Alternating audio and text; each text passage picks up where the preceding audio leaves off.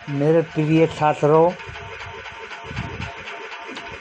आज आज हम 8वीं वालों आज हम पाठ करते हैं जब जनता बगावत करती है 1857 और उसके बाद। देखिए, ध्यान से सुनिए, कापी पेन लेकर के बैठा करो, प्रत्येक पॉइंट को नोट करते जाया करो। धीरे धीरे मोबाइल को रोक करके बाद में ही आप तैयारी कर सकते हैं। नीतियाँ और लोग। पिछले अध्याय में आपने ईस्ट इंडिया कंपनी की नीतियों और जनता पर उनके प्रभावों के बारे में पढ़ा।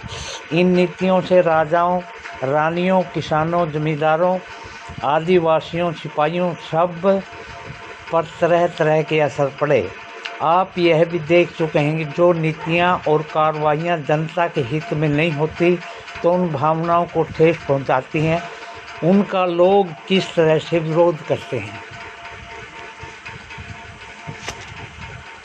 नवाबों की छीनती सत्ता। 18वीं सदी के मध्य से ही राजाओं और नवाबों की ताकत छीनने लगी थी। उनकी सत्ता और सम्मान दोनों खत्म होते जा रहे थे। बहुत सारे दरबारों में रेजिडेंट तैनात कर दिए गए थे। स्थानीय शासकों की स्वतंत्रता घटती जा रही थी। उनकी सेनाओं को भंग कर दिया था। राजस्व वसूली के अधिकार व इलाके एक एक करके छीनते जा रहे थे। बहुत सारे स्थानीय शासकों ने अपने हितों की रक्षा के लिए कंपनी के साथ बातचीत भी की। उदाहरण के लिए झांसी की रानी लक्ष्मीबाई चाहती थी कि कंपनी उसके पति की मृत्यु के बाद गोद लिए हुए बेटे को,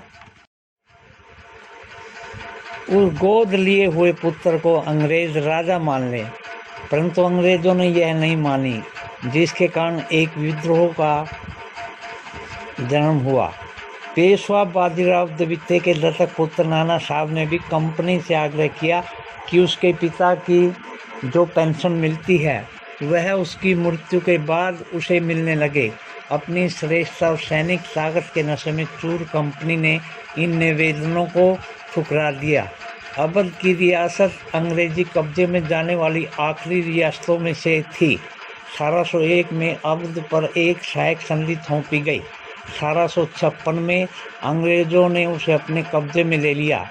गवर्नर जनरल डलहौजी ने ऐलान कर दिया कि रियासत का शासन ठीक प्रकार से नहीं चला था, इसलिए शासन को ठीक करने के लिए ब्रिटिश प्रभुत्व जरूरी है।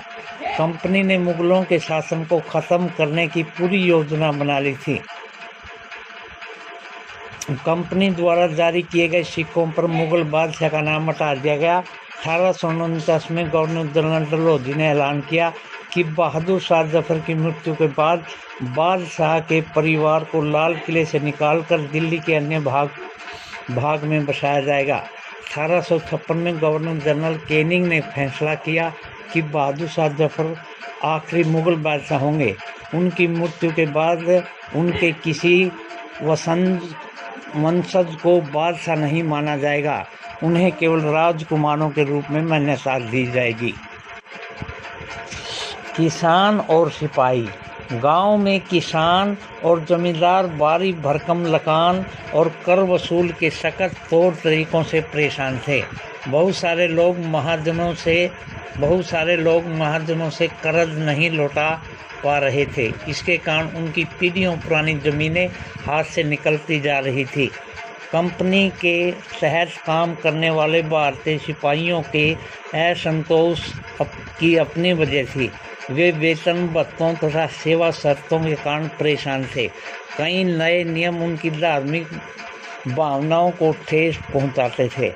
क्या आप जानते हैं कि उस जमाने में बहुत सारे लोग समुद्र पार जाना नहीं चाहते थे। उन्हें लगता था कि समुद्र यात्रा से उनके धर्म और जाति भ्रष्ट हो जाएंगे। जब 1824 में सिपाहियों को कंपनी की ओर से लड़ने के लिए समुद्री मार्ग के रास्ते से बर्मा जाने का आदेश मिला तो उन्होंने इस हुक्म को मानने से इनकार कर दिया।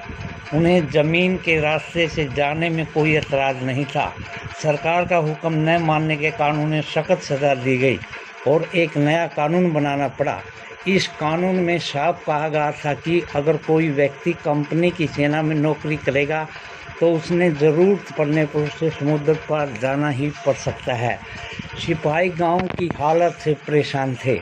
बहुत सारे सिपाही खुद किसान थे। वे अपने परिवार गांव में छोड़कर आए थे, लिहाजा किसानों का गुस्सा जल्दी ही सिपाहियों में फैल गया। अगला पॉइंट है सुधारों पर प्रतिक्रिया।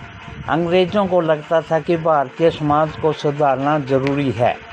सती प्रथा को रोकने और विधवा विवाह को बढ़ावा देने के लिए कानून बनाए गए। अंग्रेजी भाषा की शिक्षा को जमकर प्रोत्साहन दिया गया। 1830 के बाद कंपनी ने ईसाई मिशनरियों को खुलकर काम करने और यहाँ तक कि जमीन व संपत्ति जुटाने की भी छूट दे दी। 1850 में एक नया कानून बनाया गया जिसमें ईसाई धर्म को अपनाना और भी आसान हो गया। इस कानून के प्रावधान किया गया था कि अगर कोई भारतीय व्यक्ति ईसाई धर्म को अपनाता है तो भी उसके पुरखों की संपत्ति पर उसका अधिकार पहले जैसा ही रहेगा। बहुत सारे भारतीयों को यकीन हो गया कि अंग्रेज उनका धर्म नष्ट कर रहे हैं।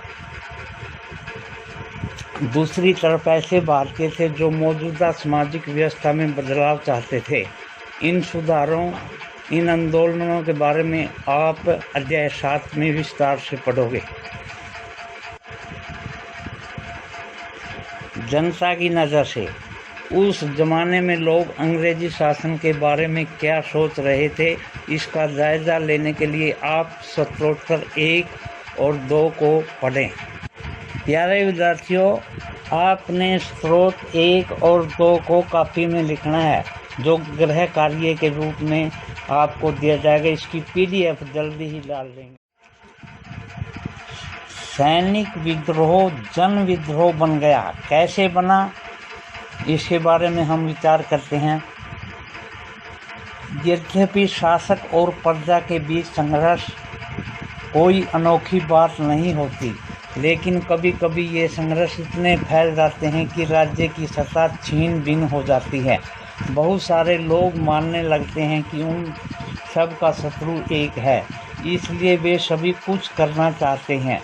इस तरह की स्थिति में हालात अपने हाथ में लेने के लिए लोगों को संगठित होना पड़ता है। उन्हें संचार, पहलकदमी और आत्मविश्वास का परिचय देना होता है। भारत के उत्तरी भाग में 1857 में ऐसी ही स्थिति पैदा हो गई थी।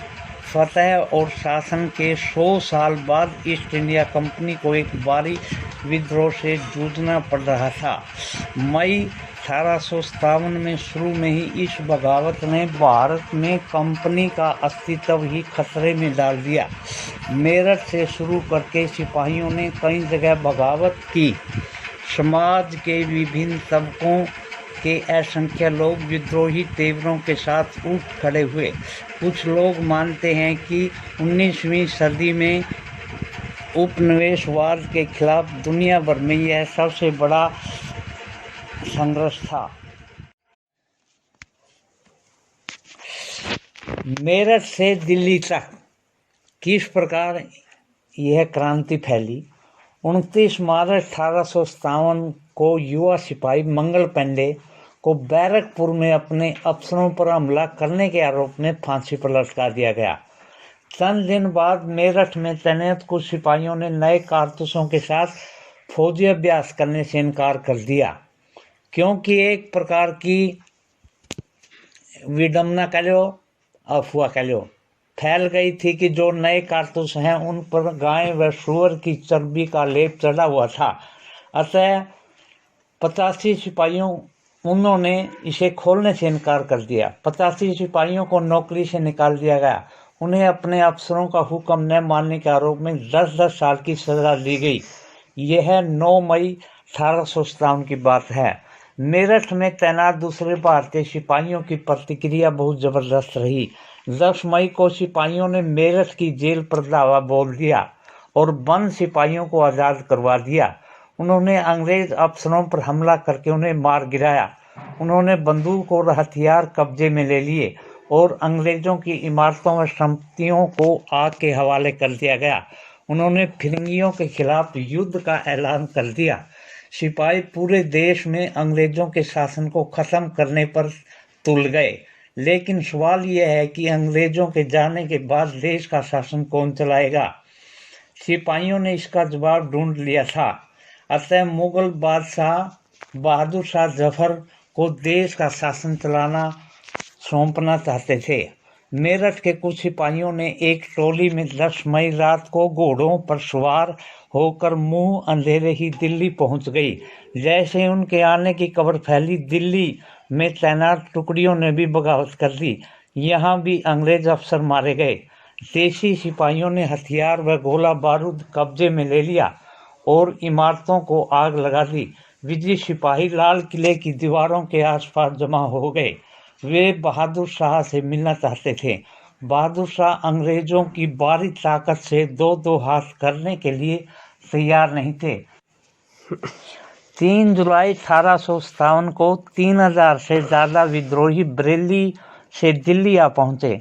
उन्होंने यमुना को पार किया और ब्रिटिश कैवेलरी चौकियों पर धावा बोल दिया। यह युद्ध पूरी रात चलता रहा। अब चित्र नंबर 5 को देखो। मंगल पांडे का चित्र है ये। मंगल पांडे की स्मृति में जारी डाक टिकट है ये।